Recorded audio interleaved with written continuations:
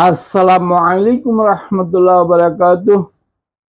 বন্ধুগণ, আজকে আপনাদের সাথে আলোচনা করব ঢাকা সিনেমার মেগা স্টার বর্তমানে যেই ব্যাক টু ব্যাক সাফল্যের সাথে যিনি ফিল্ম ইন্ডাস্ট্রিতে অবস্থান করতেছেন এবং তার সাকিবিয়ানদের এবং আপময় সারা বাংলাদেশের দর্শকদের আনন্দ দিয়ে যাচ্ছেন সেই মেগা স্টার সাকিব খানকে নিয়ে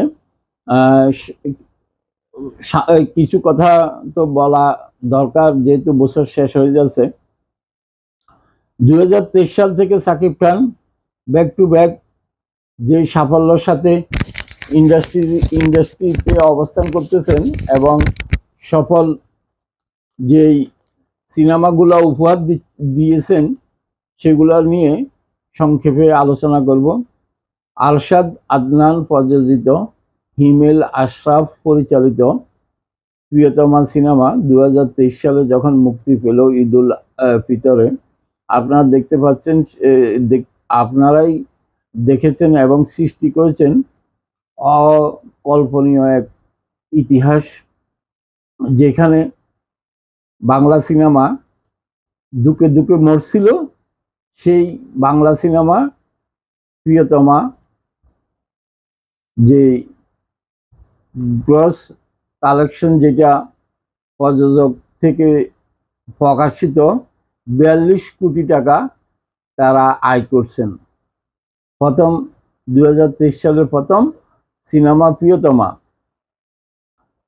2024 সালে আমরা দেখতে পেলাম রাহেন রাফি পরিচালিত শাহরিয়ার শাকিল প্রযোজনায় গ্লোবাল ব্লকবাস্টার যে ছবিটা উপহার দিলেন মেগাস্টার সাকিব খান, তার অভিনয় দক্ষতার মধ্য দিয়ে যে নতুন ধারার অভিনয় সৃষ্টি করে তুফান, সেই তুফান দেশে বিদেশে সারা বিশ্বময় বাংলা ভাষাভাষীর কাছে এত যে প্রিয় হলো, তার আয় হলো 56 কোটি টাকা, বাংলা সিনেমার দ্বিতীয় বৃহত্তম রেকর্ড।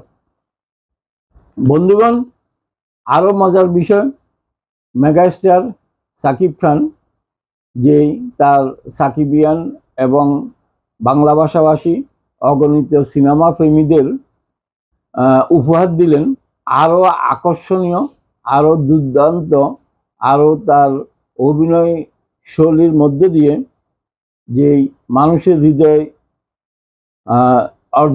হৃদয় স্থান করে নিলেন, সেটা হলো বরবাদ সিনেমা রিয়েল এনার্জি প্রোডাকশনের প্রযোজনায় শাহরিয়ার সুমিন প্রযোজক। সেই ছবিটির গ্রস কালেকশন সুমি ম্যাডাম যেটা বললেন, শাহরিন সুমিন যেটা বললেন, 75 কোটি টাকা গ্রস কালেকশন হলো, আয় করলেন। ব্যাক টু ব্যাক তিনটা ছবিতে সাকিব খান মহানায়ক, তিনি তার দর্শক যে আনন্দ দিলেন, তার অনুরাগীদেরকে যেই আনন্দ উপহার দিলেন, উপভোগ করার সুযোগ দিলেন, সেটাতে আমরা আনন্দিত, আমরা গর্বিত এবং সাকিব খানের জন্য দীর্ঘ আয়ু কামনা করি এবং এইভাবে যেন বাংলা সিনেমা ইন্ডাস্ট্রিকে আরো দীর্ঘদিন উনি সাফল্যের সাথে রাজত্ব করেন, ঢাকায় সিনেমার সগৌরব ফিরিয়ে আনেন, 70 দশকের 80 দশকের সেই গৌরব আবার ফিরিয়ে আনেন, এই আশা, এই কামনা সাকিবিয়ানদের মাঝে। সকল সাকিবিয়ানদের ভালোবাসা, সিক্ততা আশা করি। আমি Hasan, YouTube channel Hasan hash 97, Facebook page Hasan blog hash 97 এর সাবস্ক্রাইব করুন, ফলো করুন, লাইক কমেন্ট শেয়ার করুন বেশি বেশি করে, এই দরখাস্ত করে বিদায় নিচ্ছি। আল্লাহ হাফেজ।